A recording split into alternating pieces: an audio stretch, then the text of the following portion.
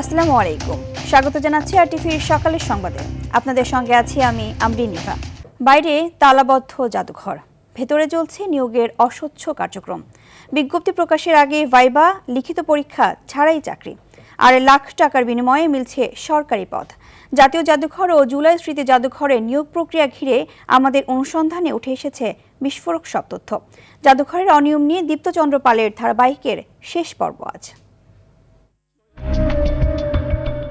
চিত্রটি রাত 8টার 2026 সালের 26শে জানুয়ারির জাতীয় জাদুঘরের সিনেপ্লেক্সের সিসিটিভির ফুটেজ। তাতে দেখা যায় 20 থেকে 25 জন ব্যক্তি একে একে একটি কক্ষে প্রবেশ করছেন, কিছু সময় পর আবার বের হয়ে আসছেন। প্রশ্ন হলো, জাদুঘর বন্ধ হওয়ার পর রাতের বেলায় কেন এই কার্যক্রম? অনুসন্ধানে উঠে আসে আরো চাঞ্চল্যকর তথ্য। জুলাই স্মৃতি জাদুঘরের নিয়োগ বিজ্ঞপ্তি প্রকাশ হয় 28শে জানুয়ারি, কিন্তু তার দুদিন আগেই 26শে জানুয়ারি রাতে একদল চাকরি প্রত্যাশী অংশ নেন ভাইবা পরীক্ষায়। এদের অনেককেই দিতে হয়নি কোনো লিখিত পরীক্ষা। আমি কারোর সাথে কোনো কন্ট্যাক্ট করি নাই ভাই, আমি পরীক্ষা দিয়ে চলে আসছি, এরপরে আমি আর জানি না আপডেট। যদি না করেন তাহলে যেই সার্কুলার হয় 28 তারিখ, আপনারা 26 তারিখ কিভাবে পরীক্ষা দিবেন? এখন ওইখানে আমি বলি, এখানে তো শহীদ পরিবার ছিল ভাই, ওইখানে ম্যাক্সিমামই হচ্ছে কারা আহত বা শহীদ পরিবারের জুলাই যোদ্ধাদের বেশি ছিল এখানে। এখন আপনার একটা অথরিটি কিভাবে পরীক্ষা নেবে? আমি ক্যান্ডিডেট হিসেবে আনসার আমি কিভাবে দেবো সেটা আমরা বলেন। শুধু তাই নয়, জাতীয় জাদুঘরের নিয়োগ নিয়েও মিলেছে দুর্নীতির অভিযোগ। নির্বাচনের আগে তড়িঘড়ি করে নিয়োগ দেয়া হয়েছে 53 জনকে। অনুসন্ধানে পাওয়া একটি অডিওতে শোনা যায় 13 লাখ টাকার বিনিময়ে নিশ্চিত করা হচ্ছে চাকরির। এই প্রক্রিয়ায় জড়িত থাকার অভিযোগ উঠেছে রেজিস্ট্রেশন সহকারী ও মহাপরিচালকের ঘনিষ্ঠ ব্যক্তি সুমন মিয়ার বিরুদ্ধে। 13 টাকাতে বলে দিতে পারবো, ঠিক আছে, কিন্তু বেশিও লাগতে পারে। এটা কি পরীক্ষায় পাস হতে হবে নাকি পরীক্ষায় পাস না করলেও চলবে? Total package. অভিযোগ রয়েছে, এই নিয়োগ প্রক্রিয়ায় চাকরি পেয়েছেন সুমন মিয়ার আপন ছোট বোনও। 13 লাখ টাকার বিনিময়ে চাকরি, এই বিষয়টা নিয়ে আপনাকে একটু জানতে চাচ্ছিলাম। সিবিএর সাধারণ সম্পাদক অর্থাৎ কর্মচারী ইউনিয়নের সাধারণ সম্পাদক। জি, আমাদের কিন্তু একটা অপোজিশন পার্টি আছে রাজনীতি সূত্রে। সেক্ষেত্রে দেখা যাচ্ছে প্রতিপক্ষ একটা অপপ্রচার চালাইতে পারে। এখন ময়মনসিংহে কি আপনার বোনের পোস্টিং? হ্যাঁ, ময়মনসিংহ পোস্টিং বিশেষ। আপনার বাড়ি কোথায়? ময়মনসিংহ। তাহলে তো নিজ জেলায় হলো না? না, নিজ জেলায় না, আমাদের এটা হচ্ছে কি এখানকার এখানে যোগদান এখান থেকে পরবর্তী কর্তৃপক্ষ যে শাখায় দিবে বা যে দিবে করবে, সেখানে আমাদের যাইতে বাধ্য। এসব অভিযোগের বিষয়ে জাতীয় জাদুঘরের মহাপরিচালক তানজিম ইবনে ওহাবের সঙ্গে একাধিকবার যোগাযোগের চেষ্টা করা হলেও কোনো সাড়া পাওয়া যায়নি। ওয়েবসাইটে নাম্বার আছে, ওইখানে কল দিয়ে পারমিশন নিয়ে তারপরে আসতে হবে। দীপ্তচন্দ্র পাল, আরটিভি, ঢাকা। টানা বৃষ্টি ও পাহাড়ি ঢলে সুনামগঞ্জে বাড়ছে সব নদীর পানি। এতে তলিয়ে যাচ্ছে অনেক হাওরের পাকা ধান। সুনামগঞ্জ পানি উন্নয়ন বোর্ড জানিয়েছে, আবহাওয়ার পূর্বাভাস অনুযায়ী আগামী 3 দিন সুনামগঞ্জ অঞ্চলে ভারী বৃষ্টি হতে পারে। এতে নদ নদীর পানি বৃদ্ধি পেয়ে আগাম বন্যার আশঙ্কা রয়েছে। তাই দ্রুত হাওরের পাকা ধান কেটে কৃষকদের ঘরে তোলার অনুরোধ জানিয়েছে পানি উন্নয়ন বোর্ড ও জেলা কৃষি বিভাগ। তবে এখন পর্যন্ত কোনো নদীর পানি বিপদসীমা অতিক্রম করেনি।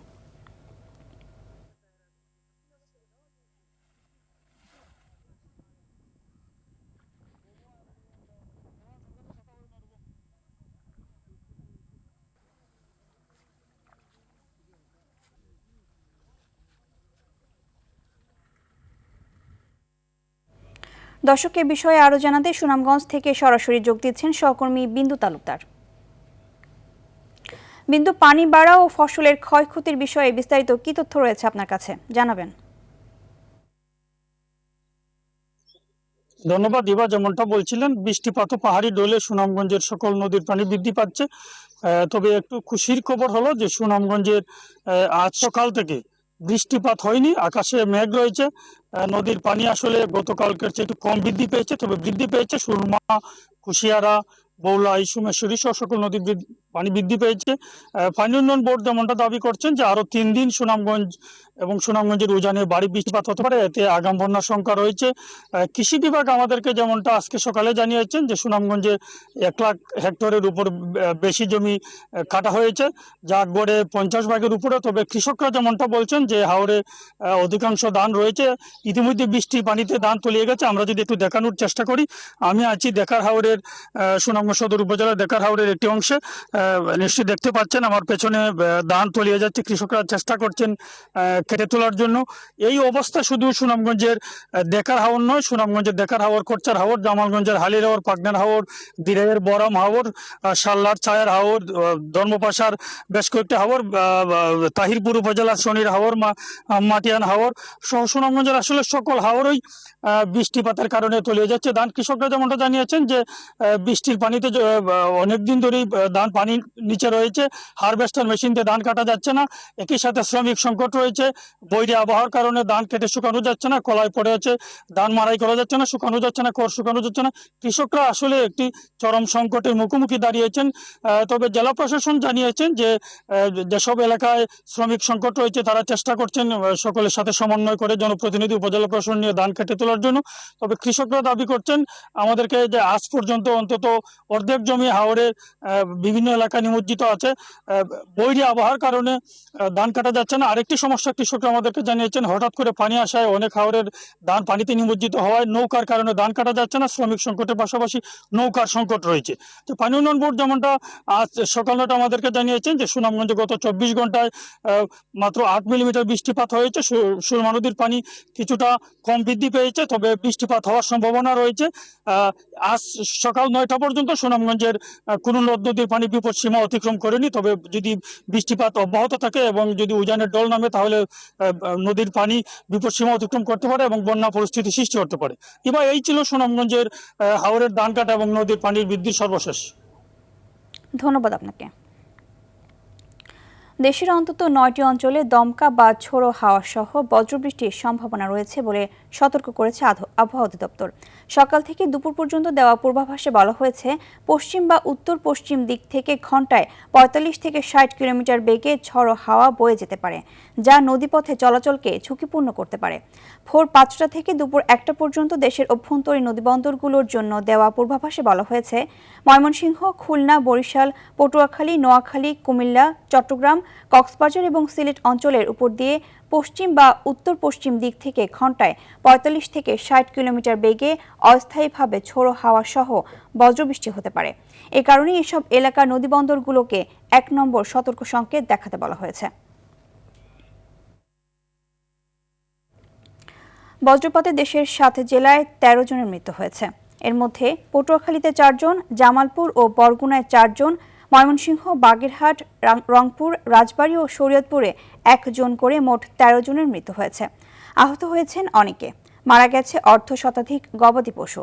বুধবার দিনের বিভিন্ন সময় বৃষ্টি ও বজ্রপাতের সময় খোলা মাঠে কাজ করার সময় মাছ শিকার কিংবা সড়ক পার হতে গিয়ে তাদের মৃত্যু হয়।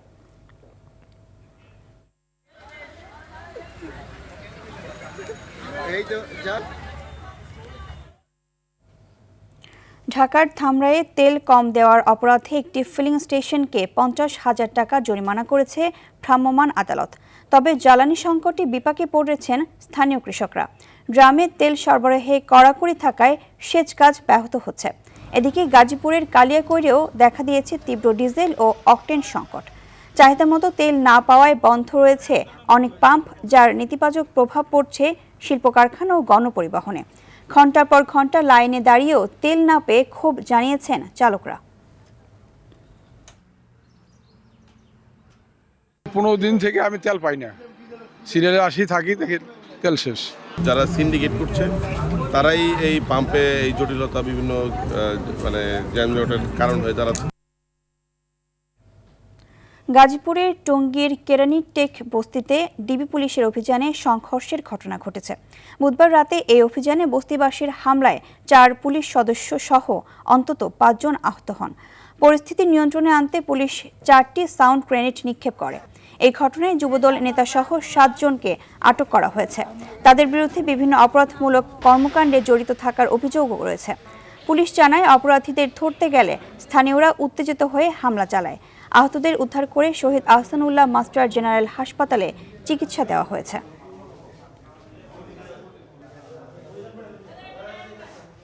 ছোট ভাই শাশুড়ি নিছে, ছোট ভাই বউ নিছে, আর ছোট ভাইরও নিছে, আবার আমার বোন জামাই নিছে, হের শাশুড়ি নিছে, বোন জামাই নিছে। অথচ হেরা মাদক তো লগায় কোনো সম্পর্ক নেই।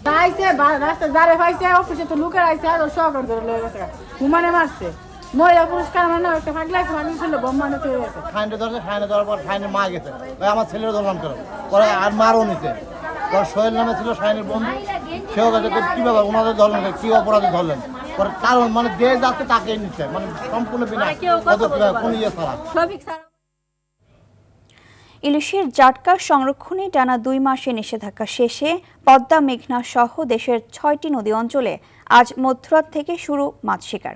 এর জন্য নৌকা মেরামত, জাল, সেলাই সহ সব প্রস্তুতি শেষ করেছে চাঁদপুর ও শরীয়তপুরের প্রায় লাখো জেলে। লোকসান পুষিয়ে লাভের আশা বুনছেন তারা। প্রতিনিধিদের পাঠানো তথ্যচিত্রে আরও জানাচ্ছেন আব্দুল হামিদ। প্রতিবারের মতো এবছরও ঝাটকা সংরক্ষণে দেশের 6টি মৎস্য অভয়াশ্রমে মাছ শিকারের নিষেধাজ্ঞা শুরু হয় 1 মার্চ থেকে, যা শেষ হচ্ছে বৃহস্পতিবার মধ্যরাতে। নদীতে যেতে সব প্রস্তুতি সেরেছে চাঁদপুরের প্রায় 1.5 লাখ জেলে। আনন্দ থাকলেও জেলেদের অভিযোগ, এবছর অবরোধ ঢিলেঢালাভাবে পালন করেছে সংশ্লিষ্টরা। সেই সুযোগে অবাধে ঝাটকা আহরণ করেছে কিছু অসাধু জেলে। এতে আশানুরূপ মাছ পাওয়া নিয়ে তৈরি হয়েছে শঙ্কা, যদিও পুলিশ বলছে ভিন্ন কথা। মাছ আগের মতন হওয়া যায় না, পানির তরল কমে যাইতে আছে। অভিযানে তো মাছ নাই, আপনার অনেক অভিযানের পরে মাছ এবং করতে। অভিযানটা মোটামুটি 2-1 দিন করা হয়েছে, ড্যামের কারণে বেশি ডিউটি কম কারণে ঝাটকা হারাকের নৌকায় ধরে লেগে গেছে। এবারকার অভিযান অন্যান্য বারের চেয়ে অনেক বেশি জোরালো ছিল, নদীতে জেলেরা সেভাবে নামতে পারেনি। ইলিশ গবেষকদের দাবি, এবছর বাড়ার সম্ভাবনা রয়েছে ইলিশের উৎপাদন। যদি আইন প্রয়োগ এবং নিয়ম নীতি মানা এগুলির দ্বারা সংরক্ষণ করা সম্ভব হয়, তাহলে আশা করা যায় ইলিশের উৎপাদন 6.5 লক্ষ মেট্রিক টনে পৌঁছে যেতে পারে। শরীয়তপুরের জেলে পল্লীগুলোতেও বইছে উৎসবের আমেজ। নতুন উদ্যমে ফের নদীতে নামতে প্রস্তুত জেলার 50,000 জেলে। এই অভিযানের বৈশা রয়েছি আমরা মাছের আশায়। দুঃখের কথা কে রেখে ফরেস্ট করতে পারবো না, ধরেন আমরা ওই যে বন্ধ রাখছি টোটাল, আমরা আইন মানি, ধরেন আমরা 10 টাকা ধরেন আমরা তুত্ত পাই নাই। নিষেধাজ্ঞার ফলে জেলেরাই লাভবান হবে বলছেন মৎস্য কর্মকর্তা। যারা অবৈধভাবে এই অভয়াশ্রমে মাছ আহরণ করার প্রচেষ্টা করেছে তাদেরকে আমরা আইনের আওতায় এনেছি। আমাদের এই কার্যক্রম চলমান ছিল এবং এটা আমরা সফলভাবে বাস্তবায়ন করেছি। অভিযানের সময় 4 কিস্তিতে 160 কেজি চাল দেওয়া হয় জেলেদের, তবে অভিযোগ রয়েছে অনেকেই পাননি সেই সহায়তা। আব্দুল হামিদ, RTV। দখল আর দূষণে স্বাভাবিকভাবে প্রবাহ হারিয়ে ফেলেছে পাবনার ইছামতি নদী। বিভিন্ন স্থানে জাল দিয়ে মাছ চাষ করছেন অনেক খামারি, আর কচুরিপানায় ভরে গেছে পুরো নদী। এতে বাধাগ্রস্ত নদীর প্রবাহ, পানি আটকে থাকায় বেড়েছে মশার উপদ্রব ও রোগবালাই। দুর্ভোগ চরমে উঠেছে স্থানীয়দের। পাবনার বেড়া সংবাদদাতার তথ্যচিত্রে আরও জানাচ্ছেন নাদিরা সুলতানা। পাবনা সদরের পদ্মা নদী থেকে উৎপন্ন হয়ে সাঁথিয়া ও বেড়া উপজেলার হুরাসাগর নদীতে গিয়ে মিশেছে ইছামতি নদী। প্রায় 44 কিলোমিটার দীর্ঘ ও 120 মিটার প্রস্থের এই নদী একসময় ছিল এলাকার প্রধান নৌপথ। 7টির বেশি গ্রামের উপর দিয়ে প্রবাহিত নদীটিকে 1990 সালে সেচ প্রকল্পে যুক্ত করা হয়। কিন্তু নদীটির বিভিন্ন স্থানে নেট জাল দিয়ে বছরের পর বছর মাছ চাষ করছেন অনেক খামারি। এতে বাধাগ্রস্ত হচ্ছে পানির স্বাভাবিক প্রবাহ, কচুরিপানায় ভরে গেছে পুরো নদী। মশা বাড়ায় দেখা দিচ্ছে ডেঙ্গু সহ নানা রোগ, আর সড়ক পথের উপর নির্ভরতা বাড়ায় কৃষকদের খরচ বেড়েছে কয়েক গুণ। এত সুন্দর নদী, ইছামতি নদী, যে নাম করা নদী, সেখানে গোসলই করা যায় না। কিছু লোক মাছ চাষ করে যেখানে, সেখানে পরিষ্কার আছে। 16-17 বছর আগে এটা চলাচল ছিল, পরিষ্কার হয়ে গেলে আমাদের সুবিধা হয় আর কি। পুরো নদীর কচুরিপানা অপসারণ ব্যয় সম্ভব নয় বলে জানায় উপজেলা প্রশাসন। তো কচুরিপানার পরিষ্কারের যে বিষয়, এটা আসলে উপজেলা প্রশাসনের পক্ষে এত অর্থের সংস্থান করা আসলে সম্ভব নয়। এদিকে নদী পরিষ্কারে বোর্ড গঠনের আশ্বাস এই কর্মকর্তার। কোথায় কি আছে সেগুলি দেখে আমরা হয়তো বোর্ডের কাছে একটা লিখবো যে অবস্থা, তখন সেই অনুপাতে যে বোর্ড যদি অর্থ দেয় তখন আমরা এটা অপসারণ করতে পারবো ইনশাল্লাহ। দ্রুত কচুরিপানা অপসারণ ও মাছ চাষ বন্ধ করে ইছামতি নদীর স্বাভাবিক প্রবাহ ফিরিয়ে আনলে কম খরচে নৌপথে পণ্য পরিবহনের আশা কৃষক সহ সবার। নাদিরা সুলতানা, RTV। চাঁপাইনবাবগঞ্জে সেচ পাম্প ও ট্রান্সফরমার চুরির ঘটনা বাড়ছে। রাতের আধারে সক্রিয় সংঘবদ্ধ চক্র খুলে নিচ্ছে ট্রান্সফরমার, তুলে নিচ্ছে সেচ পাম্পের মোটর। এতে ব্যাহত হচ্ছে বোরো ধানের সেচ কার্যক্রম, শুকিয়ে যাচ্ছে ফসলি জমি। ফলে চরম সংকটে পড়েছেন কৃষকরা। চাঁপাইনবাবগঞ্জ জেলা প্রতিনিধি সানোয়ার হোসেনের তথ্যচিত্রে বিস্তারিত জানাচ্ছেন আবরার মাহি। চাঁপাইনবাবগঞ্জ সদর উপজেলার শাহজাহানপুর ইউনিয়নের নরেন্দ্রপুর এলাকার ১৬ রাশিয়ার মাঠ, চকের মাঠ ও পেটকাট্টির মাঠ সবখানেই একই চিত্র। গত ৩ মাসে এসব এলাকায় শতাধিক সেচ পাম্প ও ট্রান্সফরমার চুরির ঘটনা ঘটেছে। এতে থমকে আছে সেচ কার্যক্রম। কৃষকরা বলছেন, পল্লী বিদ্যুৎ ও থানায় অভিযোগ দিলেও মিলছে না প্রতিকার। ধান বাজাতে যায় আমাদের খুব হ্যাস্তন্যস্ত হয়েছে। ৮ থেকে ৯টি মোটর আমাদের চুরি হয়েছে একই রাতে। জয়বার চুরি হয়, তবে আমাদেরকে পয়সা দিয়ে কিনতে হয়। সরকার থেকে কোনো সহযোগিতা আমরা পাই না। আজ ভিড়াবো, কালিতে চুরি হয়ে যায়, তাও তো আমরা নিরাপত্তা পাই না। বাট ঘুমে শান্তি পাই না। এখন অশান্তির মূল হলে মোটর, আর জমি আবাদ না হলে খাবো কি? এই চুরির জন্য পল্লী বিদ্যুৎতে যা অভিযোগ দিচ্ছি, পল্লী বিদ্যুৎ কিছু বলে না। এই পুলিশকে বলছি, পুলিশও কিছু বলে না। খুবই অসুবিধাতে আছি ভাই। এদিকে চুরির বিষয় নিয়ে উদ্বেগের কথা জানিয়ে বিকল্প ব্যবস্থা নেওয়ার আশ্বাস কৃষি বিভাগের। এই বিষয়গুলো নিয়ে আমরা খুবই উদ্বিগ্ন। আমরা কৃষকদের সচেতন করার চেষ্টা করছি যাতে তারা রাতে পাহারা দেওয়ার ব্যবস্থাগুলো করে। আর চুরি প্রতিরোধে কৃষক ও স্থানীয়দের নিয়ে সচেতনতামূলক কার্যক্রম চালানোর কথা জানিয়েছে পল্লী বিদ্যুৎ কর্তৃপক্ষ। এখানে আমরা বিভিন্ন সময় গ্রাহক মোটিভেশন মিটিং, উঠান বৈঠক বা বিভিন্ন সময় গ্রাহকদের সঙ্গে কথাবার্তা হয়, তখন চুরি প্রতিরোধে গ্রাহকের কি করণীয় এই বিষয়ে আমরা সচেতন করে থাকি। জেলা পুলিশ বলছে, এই ঘটনায় কোনো সুনির্দিষ্ট লিখিত অভিযোগ পাওয়া যায়নি। অভিযোগ পেলে দ্রুত ব্যবস্থা নেওয়া হবে। সেচ পাম্প চুরি হচ্ছে এরকম কোনো অভিযোগ আমাদের কাছে আসেনি। যদি এরকম কোনো অভিযোগ আসে, আমরা সেটি তদন্তপূর্বক ব্যবস্থা গ্রহণ করব। কৃষকদের আশঙ্কা, এই চুরি ঠেকানো না গেলে চলতি মৌসুমে মারাত্মক ক্ষতির মুখে পড়তে পারে প্রায় ২,০০০ বিঘা জমির বোরো ধানের আবাদ। আবরার মাহি, RTV। লালমনিরহাট বিভাগীয় রেল স্টেশনে বেড়েছে যাত্রীদের ভোগান্তি। ২৫ বছর ধরে রক্ষণাবেক্ষণের অভাবে ঝুঁকিপূর্ণ অবস্থায় দাঁড়িয়ে আছে ব্রিটিশ আমলের ফুটওভার ব্রিজটি। এই ফুটওভার ব্রিজ দিয়ে এক প্ল্যাটফর্ম থেকে অন্য প্ল্যাটফর্মে যেতে প্রায় ঘটছে দুর্ঘটনা। আংশিক সংস্কারের পর দীর্ঘদিন ধরে কাজ বন্ধ থাকায় বাড়ছে দুর্ঘটনার সংখ্যা। লালমনিরহাট প্রতিনিধি মিজানুর রহমান বিজানের পাঠানো তথ্যচিত্রে আরও জানাচ্ছেন আবরার মাহি। লালমনিরহাট রেলওয়ে স্টেশনে ৪৬৭ ফুট দৈর্ঘ্য ও ৬ ফুট প্রশস্তের ফুট ওভার ব্রিজটি নির্মিত হয় ব্রিটিশ আমলে। দীর্ঘদিন সংস্কার ও রক্ষণাবেক্ষণের অভাবে লোহা ও কংক্রিট দিয়ে তৈরি পুরো কাঠামোটি এখন জরাজীর্ণ। ২০০১ সালেই ফুট ওভার ব্রিজটিকে ঝুঁকিপূর্ণ ঘোষণা করে রেলওয়ে। তবে বিকল্প ব্যবস্থা না থাকায় প্রতিদিন ঝুঁকি নিয়ে পারাপার হচ্ছেন স্কুলের শিক্ষার্থী সহ হাজারো মানুষ। ২০২০ সালের মার্চে ৭৭ লাখ টাকা ব্যয়ে ২১০ ফুট অংশ সংস্কার করা হলেও কাজ বন্ধ হয়ে যায় মাঝপথেই। এতে চরম ভোগান্তিতে পড়েন যাত্রী সহ স্থানীয়রা। ২০০১ সালে ঝুঁকিপূর্ণ ঘোষণা করেছে, তবুও অধিকাংশ লোক এই ব্রিজ দিয়েই চলাচল করে। মানুষের যাতায়াত সমস্যা হয়, অনেক সময় তো ক্ষতি হতে পারে মানুষের। এই ঝুঁকিপূর্ণ ব্রিজে চলাচল করা ঠিক না, কারণ যখন তখন এখানে অ্যাক্সিডেন্ট হতে পারে। আমরা এই ব্রিজটি সংস্কার করার জন্য সরকারের কাছে অনুরোধ করছি। দ্রুত সময়ের মধ্যে টেন্ডার আহ্বানের মধ্য দিয়ে কাজটি সম্পন্ন করা হবে বলে জানান এ কর্মকর্তা। আমাদের 50% কাজ অলরেডি হয়ে গেছে, বাকি 50% কাজ মূলত আমাদের ফান্ড না থাকার কারণে, সংশ্লিষ্ট করে ফান্ড না থাকার কারণে কাজটা বিলম্বিত হচ্ছে। তো আমাদের স্যারদেরকে অবগত আছেন, আমরা ফান্ড দ্রুত পাওয়া সাপেক্ষে এবং স্যাররা টেন্ডার প্রসিডিউরিতে যাবেন, এই কাজটা দ্রুত শেষ করবেন।